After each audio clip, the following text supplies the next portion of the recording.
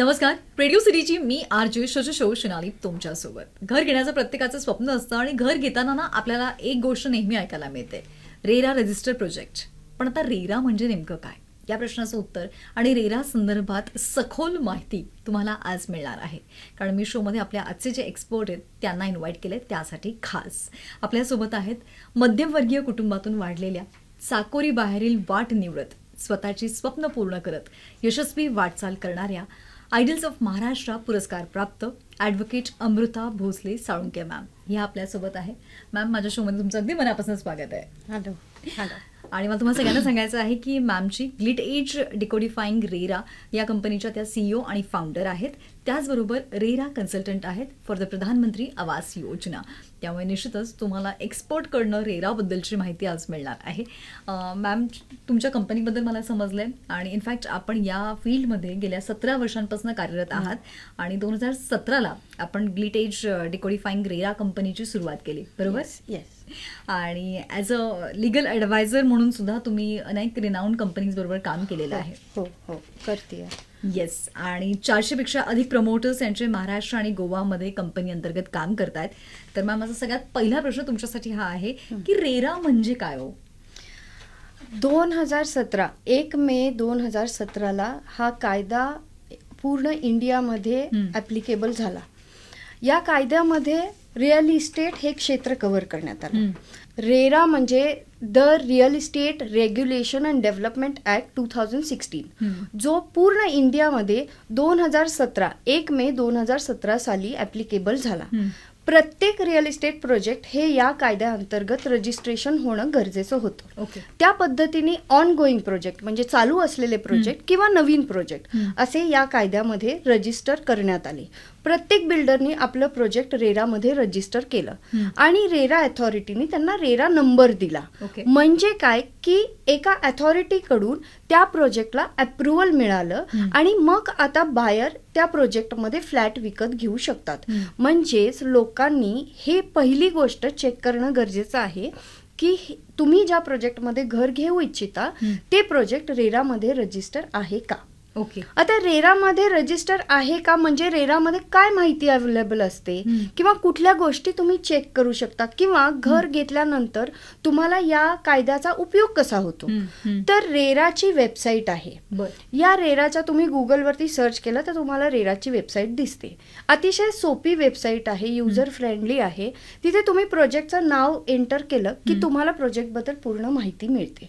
म्हणजे काय की प्रोजेक्टचं नाव काय आहे, प्रोजेक्ट कुठल्या तारखेला सुरू झालंय आणि कुठल्या तारखेला संपणार आहे, त्या प्रोजेक्टमध्ये किती बिल्डिंग्स आहेत, त्या प्रोजेक्टमध्ये किती फ्लॅट्स अवेलेबल आहेत, त्या प्रोजेक्टचा सँक्शन प्लॅन कसा आहे, तुम्ही ज्या फ्लोअरवरती फ्लॅट घेऊ इच्छिता तो फ्लोअर सँक्शन आहे का.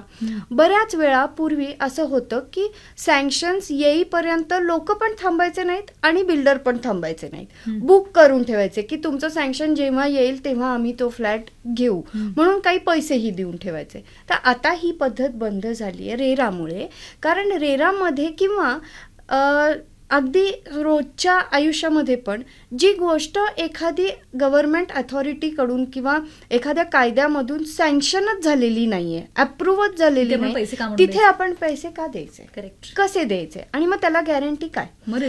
हा रिस्क फॅक्टर. पण किती रिस्क फॅक्टर, हा खूपच रिस्क फॅक्टर झाला. म्हणजे ही खूपच रिस्क आहे. एवढी रिस्क घेण्यात काही पॉईंट नाही.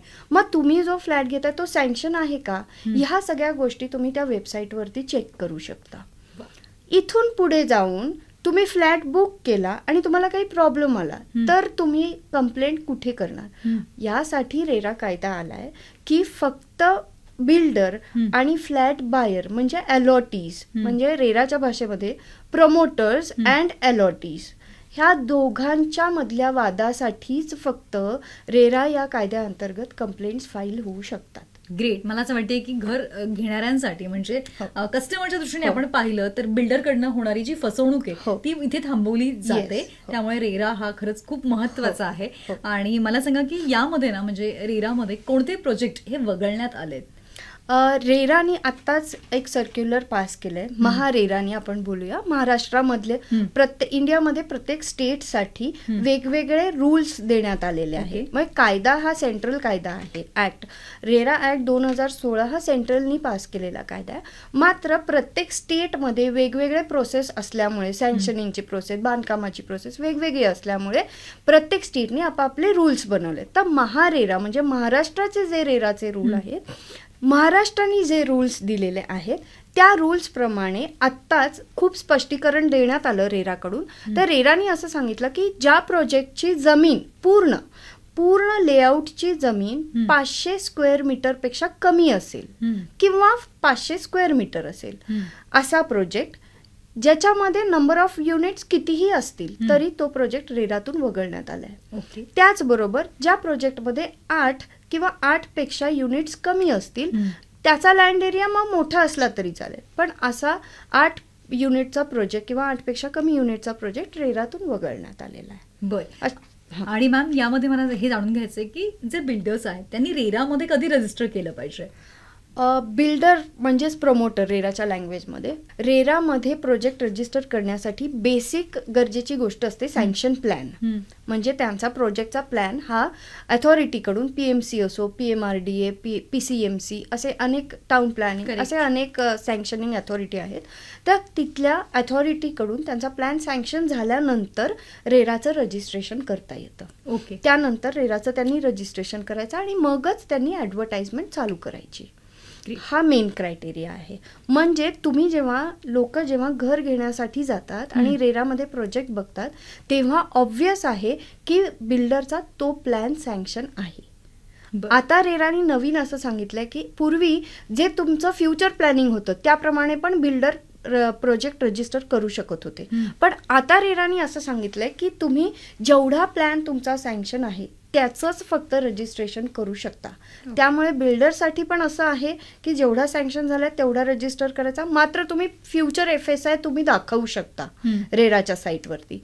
पण लोकांना फ्युचर FSI दाखवल्यामुळे हेही कळतं की हे प्रोजेक्ट किती मोठं होणार आहे. म्हणजे आत्ता जर 4 मजली सँक्शन असेल तर तुमचा 4थ्या मजल्यावरचा फ्लॅट शेवटचा नसणार आहे, त्याच्यावरतीही काहीतरी येणार आहे. तर हे तुम्ही सगळं वेबसाईटवरती बघू शकता आणि सगळ्या बिल्डरांनी हे वेबसाईटवरती दिलं पाहिजे, दाखवलं पाहिजे, जेणेकरून क्लायंट साईड पण त्यांची क्लिअर राहील. ग्रेट. आणि मला असं वाटतं की या महारेराच्या येण्यामुळेच ना एक फार चांगला बदल झालेला आहे की आधी आपल्याला ना खूप काय काय काय काय दाखवलं जायचं बिल्डरकडनं की आम्ही ह्या अम्युनिटीज देणार, आम्ही तुम्हाला या गोष्टी देणार, पण प्रत्यक्षात जेव्हा आपण घर घ्यायचो, सोसायटीमध्ये जायचो तेव्हा आपल्याला ते काही मिळायचं नाही आणि तक्रार करायची कुठे, म्हणजे केवळ सांगितलेलं असायचं. पण आता महारेरा कायद्यानुसार जे तुम्ही दाखवताय ते तुम्हाला देणं बंधनकारक आहे. बरोबर. मॅम तुमच्याकडनं जाणून घ्यायचं आहे, प्रमोटर्सच्या दृष्टीने जेव्हा ते फ्लॅट घेत असतात तेव्हा जाहिरातीमध्ये QR कोड पाहणं का गरजेचं आहे? आता महारेरानी हे कंपल्सरी केलं आणि महारेरानी प्रत्येक प्रोजेक्टसाठी QR कोड्स दिलेले आहेत. आता QR कोड म्हणजे काय आणि तो कसा बघायचा, तर रेरानी प्रत्येक प्रोजेक्टच्या लिंकसाठी म्हणजे त्या QR कोडला तुम्ही स्कॅन केलं तर तुम्ही महारेराच्या वेबसाईटवरून त्या प्रोजेक्टपर्यंत लगेचच पोहोचता. त्यामुळे फ्लॅट बायरनी जर का त्यांना रेरा नंबर टाकून प्रोजेक्ट नाही चेक करता आलं तर त्यांनी ॲडव्हर्टाइजमेंटवरचा QR कोड स्कॅन करून डायरेक्ट ते रेराच्या वेबसाईटवरती त्या प्रोजेक्टपर्यंत पोहोचू शकतात. तर हे खूप महत्वाची गोष्ट आहे आणि आजकाल आपण सगळीकडे QR कोड वापरतो, बरोबर. तर आपण एवढी मोठी इन्व्हेस्टमेंट करतोय, आपण घर घेतोय, तर आपल्याला महारेरानी खूपच सोपी गोष्ट करून दिली QR कोड. आता महारेरानी बिल्डर्सला पण हे मॅन्डेटरी केलं की तुम्ही कुठल्याही जाहिराती करा, तुम्ही फ्लेक्स लावा, पेपरमध्ये जाहिरात करा किंवा पॅम्पलेट्स द्या किंवा काही कुठल्याही प्रकारची ॲडव्हर्टाइजमेंट तुम्ही जेव्हा करत असाल ती छापील असेल, प्रिंटेड असेल, तर त्याच्यावरती QR कोड मेन्शन करणं आता मॅन्डेटरी आहे. आणि बिल्डरने तो जर QR कोड त्याच्यावर मेन्शन केला नाही तर बिल्डरला पेनल्टी आहे. आणि आता महारेरानी एक वेगळं डिपार्टमेंटच चालू केलंय जे तुमच्या ॲडव्हर्टाइजमेंट जर का महारेराप्रमाणे नसतील, रूल्स फॉलो केले नसतील तर ते तुमच्यावरती ऍक्शन घेतात. They have there separate department for this. Great.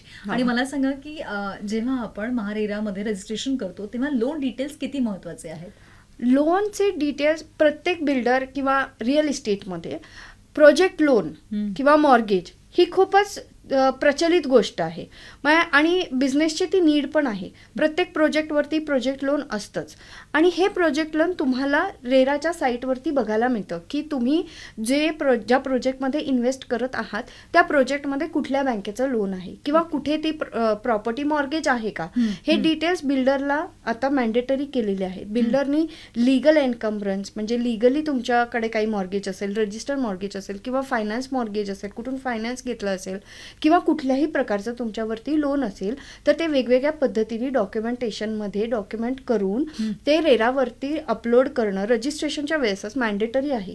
So या गोष्टीचा घर घेणारी लोक पण फायदा घेऊ शकतात. ते डॉक्युमेंट चेक करताना तिथे बघू शकतात की कुठे लोन आहे आणि तुम्ही जेव्हा घर घेता, तुम्ही जेव्हा बिल्डरला पैसे देता तेव्हा बिल्डरला त्या फायनान्शियल इन्स्टिट्यूटकडून, त्या बँकेकडून रिलीजची NOC घेणं गरजेचं असतं. तुमचा फ्लॅट आधी त्या फायनान्शियल इन्स्टिट्यूट कडून रिलीज करून घ्यावा लागतो आणि मग ती NOC तुम्ही मागू शकता फ्लॅट घेताना की बाबा तुमचं इथे लोन आहे तर मी हा फ्लॅट घेते, या फ्लॅटची रिलीज NOC तुम्ही घेतली आहे का बँकेकडून, ते तुम्ही चेक करू शकता. जी NOC तुम्हाला मिळाली आहे ती त्याच बँकेची आहे का जिथून बिल्डरनी लोन घेतलेलं आहे, हे तुम्ही सगळं क्रॉस चेक करू शकता. रेरावरती ते डॉक्युमेंट्स अवेलेबल आहेत. Great, thank you so much ma'am हे सांगितल्याबद्दल. आणि अजूनही माझे बरेच प्रश्न आहे कारण की घर घेताना आपला खूप विचारपूर्वक करत असतो आणि बऱ्याच फॉर्मॅलिटीज आपण जे आहे ते फॉलो करत असतो. तर जेव्हा काही रिवाईज सँक्शन प्लॅन असेल तर त्यामध्ये म्हणजे जो बायर आहे त्याचं जे आहे कन्सेंट असणं किती महत्वाचं आहे? पहिल्यापासूनच रेरा जेव्हापासून 2017 पासून रेरा जेव्हापासून आलेला आहे तेव्हापासूनच फ्लॅट बायर्सला ही खूप चांगली एक संधी मिळालेली आहे किंवा फ्लॅट बायर्सला आता विचारावं लागतं की मी फ्लॅट तुमच्या प्रोजेक्टचं, बिल्डर तुमच्या प्रोजेक्टचं जेव्हा प्लॅन रिवाईज करतात, म्हणजे आधी तुम्हाला एक प्लॅन दाखवला जातो आणि तो कालांतराने रिवाईज करण्याची गरज पडते किंवा बिल्डरला जास्त FSI मिळालाय किंवा आता त्या प्रोजेक्टच्या इथून मेट्रो जाते त्यामुळे FSI वाढलाय, तर अशा पद्धतीने वेगवेगळ्या पद्धतीने FSI वाढू शकतो आणि मग तो वाढलेला FSI त्याला त्या प्रोजेक्टवरती अपलोड करायचा असतो. त्यामुळे प्लॅन रिवाईज होतो. आधी बिल्डिंग जर का 10 मजली सँक्शन असेल तर मे बी FSI वाढल्यामुळे ती बिल्डिंग 15 मजली होऊ शकते. तर अशा वेळेस महारेराने असं सांगितलेलं आहे की तुम्हाला 70% अलॉटीजची म्हणजे त्या दिवसापर्यंत तुम्ही जेवढे बुकिंग्स घेतलेत, the word is booking, not a registered agreement, booking ज्या लोकांचे घेतलेले आहेत आणि ऑब्व्हियसली तुम्ही ॲग्रीमेंट ज्यांच्याबरोबर, अशा सगळ्या लोकांची मिळून 70% कन्सेंट तुम्हाला घेणं गरजेचं आहे. विदाऊट दॅट कन्सेंट तुम्ही रिव्हिजनला जाऊ शकत नाही. ह्याच्याही पुढे जाऊन मी सांगते, आत्ता जे डेव्हलपमेंटचे रिवाईज रूल्स आले, युनिफाईड रूल्स आलेले आहेत डेव्हलपमेंटचे, ज्या रूल्स अंडर तुमचा प्लॅन सँक्शन होतो, त्याच्यामध्ये पण पॉईंट नंबर 15.4 मध्ये असं लिहिलेलं आहे की तुम्हाला प्लॅन रिव्हिजन तुम्ही जेव्हा रिवाईज प्लॅनला अप्लाय करताय तेव्हा तुम्हाला लोकांची 70% कन्सेंट आम्हालाही दाखवणं गरजेचं आहे. बरं. आणि जेव्हा कम्प्लिशन डेट ही एक्सटेंड होते तेव्हा सुद्धा फ्लॅट ओनर म्हणूयात किंवा फ्लॅट बायर जो आहे त्याचं कन्सेंट तेवढंच महत्वाचं आहे का? येस. आता कम्प्लिशन डेट, या कम्प्लिशन डेट म्हणजे प्रोजेक्ट कधी पूर्ण होतो ही डेट रेरावरती दिलेली असते. बिल्डरनी रजिस्ट्रेशनच्या वेळेसच पुढचा विचार करून ती डेट दिलेली असते. आता ती डेट जी वेबसाईटवरती असते that is your completion date, म्हणजे तुमचा प्रोजेक्ट तेव्हा संपणार आहे. आणि एक डेट अजून एक असते कम्प्लिशन डेट जी तुमच्या ॲग्रीमेंटमध्ये असते. ॲग्रीमेंटमध्ये पण हा क्लॉज आहे की तुमचं हँडओव्हर तुम्हाला कधी मिळणार आहे, फ्लॅटचं पोझिशन तुम्हाला कधी मिळणार आहे, ती ही डेट असते. मग आता रेरामध्ये जर का ती डेट पास झाली, रेराच्या वेबसाईटवरची डेट जर का निघून गेली आणि बिल्डरला कम्प्लिशन मिळालेलं नाहीये, तर बिल्डर एक्सटेन्शन घेऊ शकतो. पहिल्या वर्षाचं एक्सटेन्शन विदाऊट कन्सेंट बिल्डरला मिळतं. त्याच्यानंतरचे जे एक्सटेन्शन आहेत त्याच्यासाठी बिल्डरला 50% अलॉटीजची कन्सेंट घेणं गरजेचं आहे. 50% अलॉटीच्या कन्सेंटशिवाय एक्सटेन्शन मिळत नाही. आता that extension is applicable, that extension is required to builder for technical purpose. पण तुमच्या ॲग्रीमेंटमध्ये जी डेट लिहिलेली आहे ती डेट, त्या डेटला बिल्डरने तुम्हाला पोझिशन देणं मॅन्डेटरी आहे. मग ती डेट जर का पास झाली तर मात्र तुम्हाला बिल्डर त्या डेटच्या पुढे इदर रेंट किंवा कॉम्पेन्सेशन किंवा पेनल्टी अशा तिन्हीपैकी एखादी तरी गोष्ट तुम्हाला ॲज पर महारेरा रूल्स किंवा रेरा ॲक्ट तुम्हाला मिळू शकते. वा, असं क्या दिस बात. Is all about the date. Thanks ma'am हे सांगितल्याबद्दल. आणि अजून एक प्रश्न विचारावा असं वाटतोय की जे लँड ओनर्स असतात त्यांचा रोल काय आहे महारेरामध्ये, म्हणजे जॉईंट व्हेंचर किंवा जॉईंट डेव्हलपमेंट जे आहे त्याबद्दल काय सांगू इच्छिता? हो, बरेच प्रोजेक्ट हे जॉईंट व्हेंचर किंवा जॉईंट डेव्हलपमेंट या पद्धतीने जमीन विकत घेऊन सुरू होतात. आता याच्यामध्ये काय असतं की जमीन मालक असतो, म्हणजे शेतकरी हा जमिनीचा मालक असतो असं आपण जर समजलं तर त्यांच्याकडून फक्त त्या जमिनीच्या वरचे डेव्हलपमेंट राईट्स बिल्डर विकत घेतात. बर. आणि त्या राईट्सच्या अगेन्स्ट शेतकऱ्यांना रेव्हेन्यू शेअर किंवा एरिया शेअर देतात. इट्स नॉट रिक्वायर्ड की लँड ओनर हा शेतकरीच असला पाहिजे, कंपनीच्या नावावरती पण असू शकते जमीन. तर त्यांच्यामध्ये जे ॲग्रीमेंट होतं त्याला म्हणतात जॉईंट व्हेंचर. जेव्हा रेव्हेन्यू शेअरिंग असतं, म्हणजे एखादा फ्लॅट एक्स अमाऊंटला विकला गेला तर ती अमाऊंट डिवाइड होते, म्हणजे लँड ओनर आणि बिल्डरमध्ये. किंवा एरिया शेअरिंग असतं की एखाद्या बिल्डिंगमध्ये 50 फ्लॅट बांधले जाणार आहेत, तर 25 फ्लॅट लँड ओनरचे असतात आणि 25 फ्लॅट बिल्डरचे असतात. याला म्हणायचं जॉईंट व्हेंचर किंवा जॉईंट डेव्हलपमेंट. आता यामध्ये ॲज पर रेरा लँड ओनरची रिस्पॉन्सिबिलिटी काय असते, तर महारेराने सांगितल्याप्रमाणे land owner is also promoter. He shares all the responsibility of that project. म्हणजे लँड ओनर त्या प्रोजेक्टची पूर्ण रिस्पॉन्सिबिलिटी शेअर करतं बिल्डर सारखंच. बिल्डरनी ज्या काही बिल्डरच्या रिस्पॉन्सिबिलिटी आहे की प्रोजेक्ट वेळेवर पोझिशन देणं किंवा प्रोजेक्टला जे काही फायनान्सेस लागत आहेत किंवा लोकांना योग्य माहिती देणं, या सगळ्या रिस्पॉन्सिबिलिटीज बिल्डर बरोबर लँड ओनर पण शेअर करतात. फक्त स्ट्रक्चरल डिफेक्टची जी लायबिलिटी आहे, म्हणजे बिल्डिंगच्या कन्स्ट्रक्शनमध्ये जर काही प्रॉब्लेम झाला तर ती लायबिलिटी लँड ओनर शेअर करत नाही. मॅम तुमच्याकडनं जाणून घ्यायचं आहे की महारेरा अंतर्गत स्ट्रक्चरल लॅबिलिटीज कोणत्या येतात ज्यासाठी बिल्डर जबाबदार राहतो? सोनाली, कसं आहे, घर घेतलं, पोझिशन मिळालं, आपण कंप्लिशन डेट पण बघितली. आता या सगळ्या ह्याच्यानंतर आपण घरात राहायला जातो. आपल्या खूप काही अपेक्षा असतात. घरामध्ये आपल्याला बिल्डरने सांगितलेलं असतं की तुम्हाला मी मॉड्युलर किचन देणार आहे, तुम्हाला मी या गोष्टी देणार आहे, मार्बल देणार आहे, असं सगळं सांगितलेलं असतं. ते सगळं बिल्डरने दिलेलं असतं.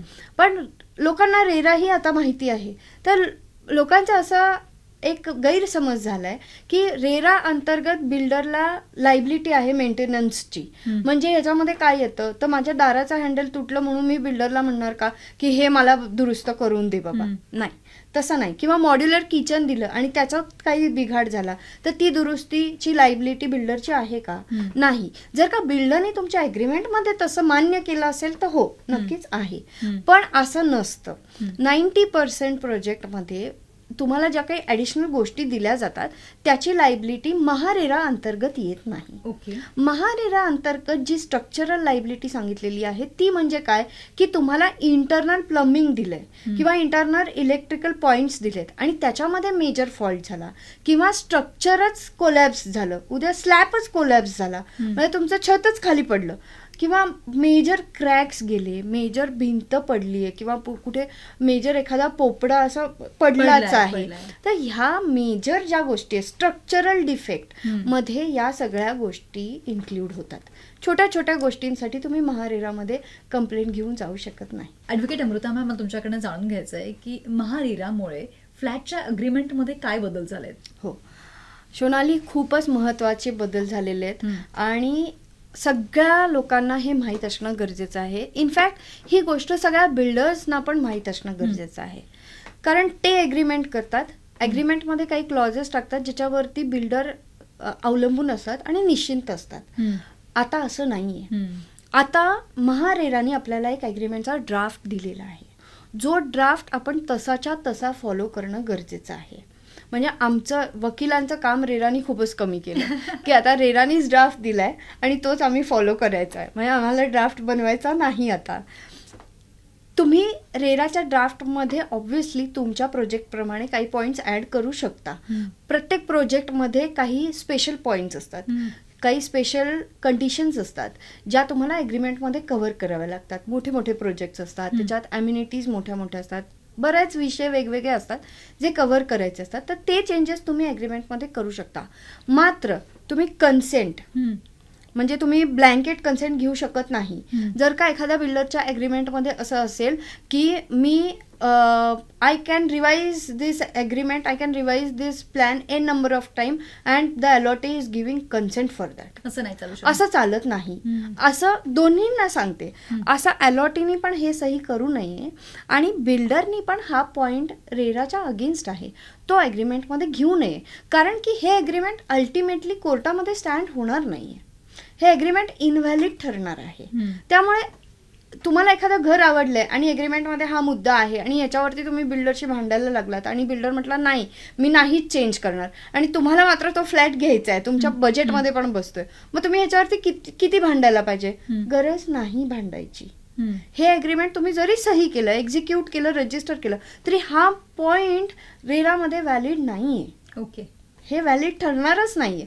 रेरात या गोष्टीवरती बिल्डर केस जिंकू शकणार नाहीये.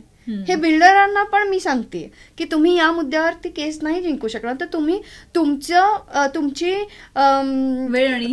वेळ आणि तुमची इमेज का खराब करून घेता लोकांसमोर? तुम्ही रिलेशन का खराब करून घेता? काही गरज नाहीये.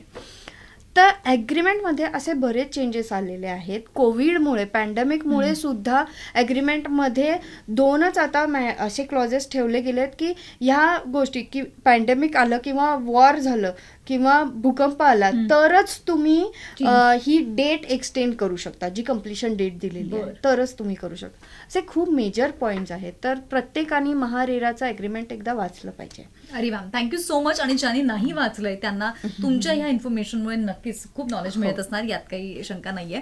मॅम, आता सगळं काही छान चाललेलं आहे, पण आपल्याला असं वाटतंय की आपण ज्या ठिकाणी फ्लॅट घेतलेले आहेत तिथे आपल्या भरपूर प्रॉब्लेम्सला फेस करावं लागतंय, जरी ते रेरा अंतर्गत असताना सुद्धा. तर मग रेरामध्ये कशी तक्रार करायची?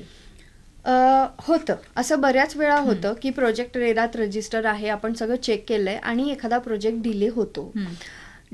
याचं कारण फक्त बिल्डरची चूक आहे असं नाहीये. कुठल्याही कारणामुळे, फायनान्शियल असेल किंवा कुठलं, आता पॅन्डेमिक जसं आलं तसं त्याच्यामुळेही बरेच प्रोजेक्ट डिले होतात किंवा स्ट्रक्चरल काही डिफेक्ट होतो किंवा फ्लॅटमध्ये राहायला जातात आणि मग फ्लॅटमध्येच मेजर इश्यू असतात, मेजर क्रॅक्स येतात किंवा असं मेजर होतं काहीतरी.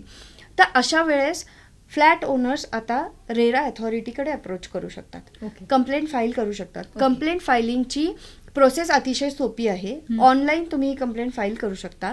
महारेराकडे, अथॉरिटीकडे कंप्लेंट फाईल करण्यासाठी तुम्हाला वकिलांची गरज नाहीये. तुम्ही स्वतःला रिप्रेझेंट करू शकता. पण आता मी वकील आहे तर मी असं म्हणणार नाही. वकील जर तुम्ही घेतला तर कंप्लेंट ड्राफ्टिंगचा आणि कंप्लेंट फायलिंगचा टच तुम्हाला लिगली वेगळाच मिळतो, तुमचा स्टँड वेगळाच होतो. सो तुम्ही सगळेच, म्हणजे सगळे लोकच, तुम्ही कंप्लेंट फाईल करण्याआधी तुम्ही वकिलाला कन्सल्ट केलेलं कधीही बरं. कारण कंप्लेंटचा फॉर्मॅट पण दिलेला आहे रेराने प्रॉपर, त्याच्यामध्ये तुमचे सगळे इश्यूज बसायला पाहिजेत. तुम्ही कशीही कंप्लेंट फाईल केली तर महारेरा अथॉरिटी तुमची कंप्लेंट डिसमिस पण करतात. असं नाही की तुम्ही कुठलीही कंप्लेंट घेऊन गेलात तर तुमच्या बाजूने निकाल लागतो कारण रेरा आहे ते, असं अजिबात नाहीये. रेरामध्ये व्यवस्थित आणि व्हॅलिड कंप्लेंटच चालतात. बिल्डरच्या बाजूनी देखील, म्हणजे लोकांसाठी असं आहे की तुम्ही कसेही वागलात आणि बिल्डरला आता कायदा आला म्हटल्यावरती बिल्डरला आता शिक्षा होणार असं नाहीये. बिल्डर सुद्धा एखादे अलॉटीज, एखादा फ्लॅट बाहेर पैसेच देत नसेल, असेही लोक असतात, पैसेच देत नाहीत. बिल्डर प्रोजेक्ट कसा बांधणार, कसा पूर्ण करणार? पैसे नकोत पूर्ण करायला, फ्लॅट विकूनच बिल्डर पैसे जनरेट करतात आणि प्रोजेक्ट पूर्ण करतात ना. तर तुम्ही पैसे नाही दिले एखाद्या क्लायंटनी तर बिल्डर देखील रेरामध्ये कंप्लेंट फाईल करू शकतात अशासाठी. आणि कंप्लेंट फाईल करून तिथूनही निकाल बिल्डरच्या फेवरमध्ये लागतात. म्हणजे दोघांसाठीही हे आहे. धन्यवाद मॅम सांगितल्याबद्दल. पुढचा प्रश्न आहे रिअल इस्टेट एजंटच्या अनुषंगाने. ते जेव्हा रजिस्ट्रेशन करतात तेव्हा त्यांना कोणत्या लायबिलिटीज मिळतात? हो, रिअल इस्टेट एजंट्स आता म्हणजे ब्रोकर, आपण साध्या भाषेमध्ये जर का बोलायला गेलो तर एजंट की जे ब्रोकर्स की जे आपल्याला फ्लॅट दाखवतात, जे मध्यस्थी असतात बिल्डर आणि आपल्यामध्ये, तर महारेराने त्यांनाही रजिस्ट्रेशन मॅन्डेटरी केलंय. त्यामुळे असे ब्रोकर्स रेरामध्ये रजिस्टर होतात. आणि तुम्ही जेव्हा एखाद्या ब्रोकर थ्रू घर घेत असाल तर तो ब्रोकर महारेरामध्ये रजिस्टर आहे का हे विचारणं गरजेचं आहे. पुढे जर का त्यांनी तुम्हाला काही कमिटमेंट्स दिल्या, कारण तो बिल्डरकडून तुमच्यासाठी म्हणजे तुम्हाला तो बिल्डरची इन्फॉर्मेशन देतोय, तर त्यांनाही काही लायबिलिटीज आणि रिस्पॉन्सिबिलिटीज रेराने दिलेल्या आहेत की त्यांनी जे स्टेटमेंट करत आहेत ते सुद्धा व्हॅलिड असलं पाहिजे. नाहीतर त्यांना रेराच्या कायद्यामध्ये त्यांना देखील पेनल्टीज आहेत. तुम्ही त्यांच्या अगेन्स्ट देखील रेरामध्ये कंप्लेंट फाईल करू शकता. ग्रेट. मला असं वाटते की जेव्हापासून महारेरा ऍक्ट 2016 लागू झालेला आहे तेव्हापासून घर घेण्याच्या व्यवहारामध्ये प्रचंड ट्रान्सपरन्सी निर्माण झाली आहे. बरोबर? हो, प्रचंड ट्रान्सपरन्सी आलेली आहे. रेरामुळे तुम्ही सगळं चित्र रेराच्या वेबसाईटवर बघू शकता.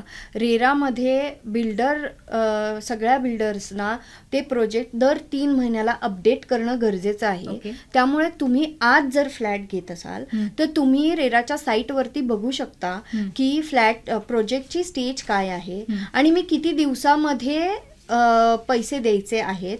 कंप्लिशन आल्यानंतर तुम्हाला पूर्ण पैसे द्यावे लागतात. त्यामुळे तुम्ही रेराच्या साईटवरती जाऊन प्रोजेक्ट बघून तुमचे फायनान्सेस डिसाईड करून तुम्हाला कुठलं प्रोजेक्टमध्ये फ्लॅट घेणं पॉसिबल आहे ते तुम्ही डिसाईड करू शकता, फायनान्सेस डिसाईड करू शकता. अशा पद्धतीने अनेक गोष्टी झालेल्या आहेत ज्या तुम्ही चेक करू शकता, बघू शकता. आधी बिल्डर्सला भीती वाटायची की मी सँक्शन प्लॅन जर का लोकांना दिला तर मग काय होईल, काही होईल का वगैरे. आता ती भीती राहिली नाही बिल्डर लोकांना, कारण की रेरावरती सगळे प्लॅन्स अपलोड असतात, लोक बघू शकतात.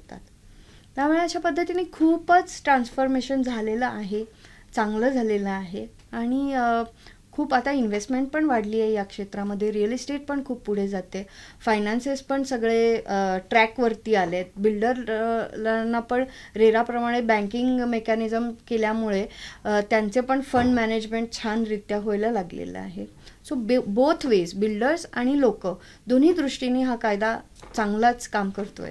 धन्यवाद मॅम. इतकी सुंदर इन्फॉर्मेशन तुम्ही दिली आणि अतिशय सोप्या पद्धतीने दिली, ते फार महत्वाचं आहे. कारण की नेहमी थोडंसं कायदा म्हटलं की आपल्याला वाटतं की किचकट आहे, समजायला अवघड असेल ते, पण तुम्ही खूप छान पद्धतीने सांगितलंय. आणि मला तुम्हाला अजून एक गोष्ट मेन्शन करावीशी वाटली आहे. ग्लिड एज डिकोडिफाईंग रेरा ही मॅमची जी कंपनी आहे त्यांनी यशस्वीपणे 1500 बिल्डिंग प्रोजेक्ट्स हे कम्प्लीट केलेले आहेत महाराष्ट्रामध्ये अंडर रेरा, आणि 200 प्रोजेक्ट्स गोव्यामध्ये आहेत.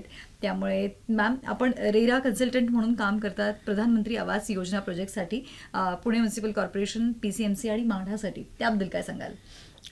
मी प्रधानमंत्री आवास योजना जेव्हा आली तेव्हा पुण्यामध्ये 4 प्रोजेक्ट आले होते आणि तिथे मी रेरा रजिस्ट्रेशन्स त्यांचे करून दिले आणि त्यांचे ॲग्रीमेंट रजिस्ट्रेशन्स करून दिले. आता म्हाडाचं पण मी रेराचं काम करते, त्यांचे प्रोजेक्ट्स रेरामध्ये रजिस्टर करते. PCMC वगैरे या सगळ्या ह्याच्यामध्ये पण जे काही प्रोजेक्ट्स असतात ते मी रेरामध्ये रजिस्टर करते आणि त्यांचे अपडेशन्स, क्वार्टरली अपडेशन्स किंवा त्यांचं finances, CA certificates as per RERA जे काही रिक्वायरमेंट आहे, रेरा लिटिगेशन, या पद्धतीने सगळी सर्व्हिस रेराची जी आहे ती देते. Great. Thank you so much. RERA टॉक्समध्ये आज तुम्ही ऐकल्यात विशेष गप्पा महारेरा या कायद्याबद्दल. आपल्याबरोबर होत्या ॲडव्होकेट अमृता भोसले साळुंके मॅम. आणि तुमच्याही मनात काही प्रश्न असतील आणि त्याची उत्तरं तुम्हाला मिळत नसतील तर तुम्ही ती नक्की आम्हाला विचारू शकतात. पुढच्या रेरा टॉक्स एपिसोडमध्ये त्याची उत्तरं तुम्हाला ऐकायला मिळतील. थँक्यू सो मच मॅम, इथे आलात आणि इतकी छान इन्फॉर्मेशन शेअर केली. थँक्यू सोनाली. थँक्यू.